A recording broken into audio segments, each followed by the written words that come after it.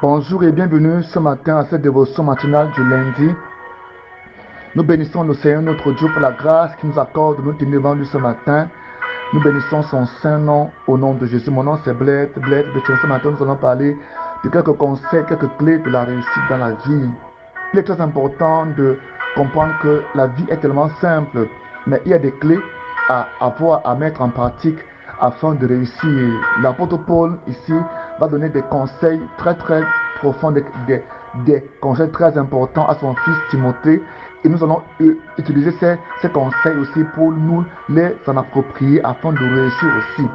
Il va donc donner ces conseils-là dans le livre de 1 Timothée chapitre 5 à partir du verset 1 au verset 9. Il va notamment conseiller à Timothée de se comporter d'une manière avec certaines personnes dans l'église, telles que les veuves et les personnes âgées. Dans la société aujourd'hui, nous n'avons plus de la considération pour les personnes âgées et pour les veuves d'un certain âge. Je dis ici, ne rudoie point un homme âgé, mais encourage-le, comme s'il était ton père. Traite de la même manière les jeunes gens comme des frères, les femmes âgées comme des mères, les plus jeunes comme des sœurs en toute pureté.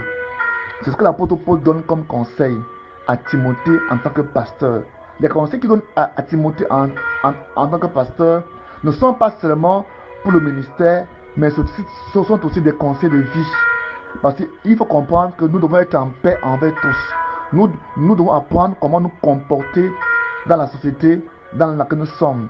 Il y a des gens qui sont âgés, très âgés, même quand ils sont en tort ou en erreur, il ne faudrait pas que nous les reprochons brutalement. Ce que ici dit dans 1 Timothée 5, ne rudoie pas un homme âgé, ne rudoie pas un homme âgé, mais encourage-le comme s'il était ton père. Donc nous devons comprendre que tout homme âgé autour de nous pouvait être notre père. Nous devons nous comporter comme des fils, comme des filles. Même quand il faut les reprocher, on le fait avec sagesse. On le fait avec sagesse et douceur. Deuxièmement, il dit maintenant, concernant les jeunes gens, nous devons les traiter de gens de même âge, même de la même génération que nous, comme des frères. Comme des frères. Ça, sont les rapports sociaux. Ça va permettre qu'on soit heureux, qu'on sache comment s'adresser aux hommes. Avec respect, avec, n'est-ce pas, circonspection. C'est ce que la parole de Dieu nous dit.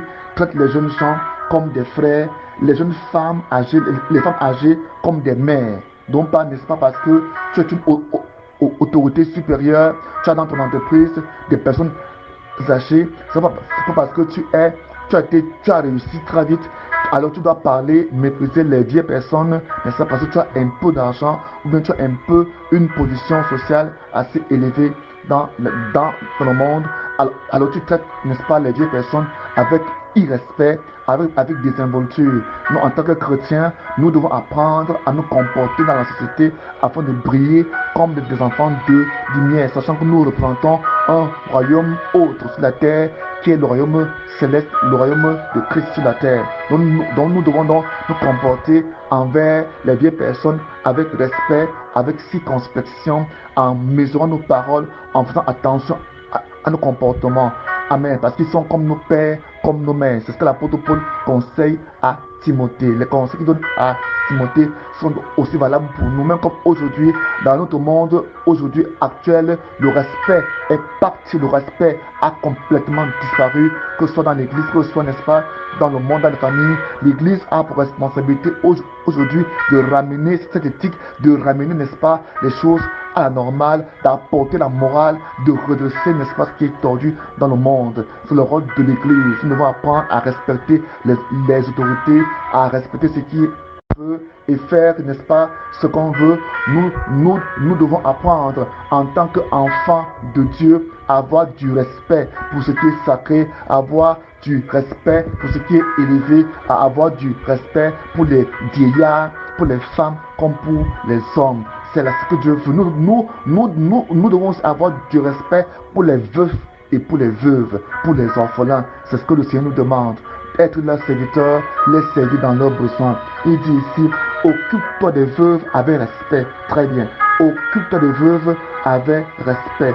Occupe-toi des veuves avec respect. Je veux dire, ceux qui sont réellement privés de soutien. Parce qu'il y a des veuves qui ont, n'est-ce pas, leur famille, qui sont nantis, qu'on peut soutenir. Mais il y a des veuves autour de nous qui manquent même de quoi manger, qui manquent de soutien. La parole de Dieu nous demande de les traiter avec respect, pas avec mépris. Ce n'est pas parce qu'elles manquent de soutien, ce n'est pas parce qu'elles ont perdu leur mari, elles n'ont pas d'enfants, ou bien elles ont leurs enfants les ont abandonnés. Si dans l'église, nous retrouvons avec des veuves pareils, ce sont pour nous des occasions d'être bénis. La Bible dit, nous devons les entretenir avec respect, prendre soin de ces veuves-là, parce qu'elles n'ont plus de soutien. Alors Dieu nous bénira. Dieu veut que cela soit ainsi dans ta vie, que tu prennes soin des veuves qui le sont réellement, donc qui n'ont pas de soutien. Il faut comprendre ici que dans la pensée de Dieu, la veuve ici a trait à une personne, à une femme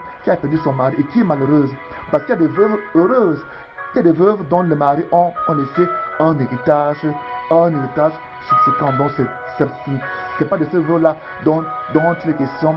Il s'agit ici des veuves qui sont véritablement veuves, c'est-à-dire malheureuses, qui sont privées de soutien. Ici, si une veuve a des enfants ou des petits-enfants, ceux-ci doivent apprendre avant tout à traduire leur attachement à Dieu dans l'attachement à leur propre famille. Ici, il s'agit, n'est-ce pas, des gens qui abandonnent leurs parents, n'est-ce pas, parce que soit la femme, soit le mari est décédé. La Bible dit que toi, en tant que chrétien, tu dois démontrer ton attachement à Dieu en prenant soin de ta mère qui est veuve, en prenant soin de ton père qui est veuve. Donc si tu es véritablement chrétien, si tu es véritablement enfant de Dieu, tu dois manifester ton attachement à Dieu en prenant soin de cette personne, en prenant soin des malheureux dans ta famille, non seulement des veuves, mais des orphelins, ce qui manque véritablement de soutien. C'est ce que la parole de Dieu nous enseigne, d'être, n'est-ce pas, l'image de Dieu, de produire des bonnes œuvres, des œuvres qui plairont à notre Dieu et qui feront que les hommes craignent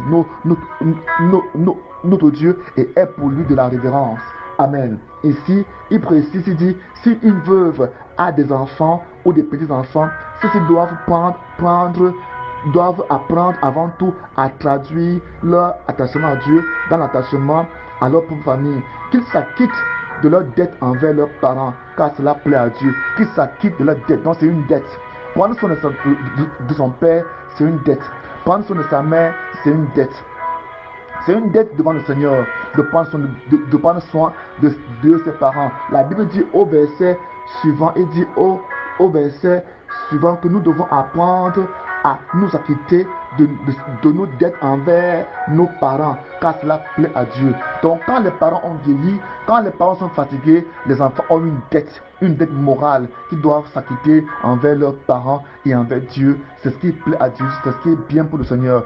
Voilà des choses qui produisent la prospérité, la bénédiction dans ta vie. Amen. La Bible dit que nous devons le faire. La veuve qui est restée vraiment seule est privée de tout soutien, met son espérance en Dieu et passe ses jours et ses nuits à faire toutes sortes de prières. Quant à celle qui court après les plaisirs, elle est déjà morte quoique vivante. Transmets-le ces avertissements afin qu'il mène une vie irréprochable. Si quelqu'un ne prend pas soin des siens, en particulier des membres de sa famille, il a renié la foi, il est pire qu'un incroyant. C'est ce que la parole de Dieu ici demande, dit au verset 8 que si nous ne prenons pas soin des gens de nos propres familles, nous sommes pires que des païens, nous avons renié la foi. Mais il dit que la veuve véritable doit prier, doit devenir une intercesseuse. Peut-être toi tu es en train de m'écouter, tu es une veuve, un veuf, la parole de Dieu demande que tu dois mettre tout ton espoir en Dieu, en Christ. Amen. Si tu es une jeune veuve, bien sûr, tu peux te remarier, mais la parole de Dieu demande véritablement que la veuve doit mettre son espoir en Christ et être une femme de prière, une intercesseuse. Et à la fin, la Bible nous demande de prendre soin des membres de notre famille, c'est-à-dire nos parents. Quand nous ne le faisons pas, nous sommes pires que des païens, nous avons même renié la foi. Donc notre attachement à Dieu est aussi manifeste par le fait que nous prenons soin de nos parents quand ils ont vieilli. Soyez bénis ce matin au nom puissant de Jésus-Christ de Nazareth. Soyez abondamment bénis pendant que vous mettez ces paroles en pratique pour être heureux et avoir de la réussite. Mon contact est le 00 237 6 95 66 15 25. Soyez bénis abondamment, richement, au nom de Jésus-Christ.